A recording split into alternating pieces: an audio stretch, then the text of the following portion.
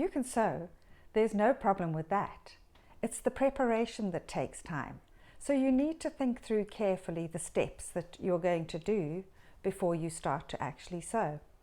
Firstly, if you're turning up the hem on a pair of jeans, you're going to think about needing to pre-shrink those jeans. Then assemble all your tools.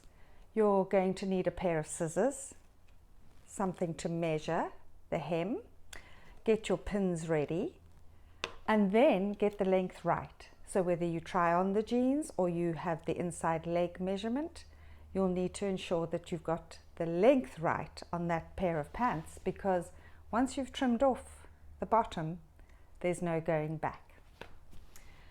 Then you're going to turn it under, pin it in place, get the settings right on your machine, and simply sew.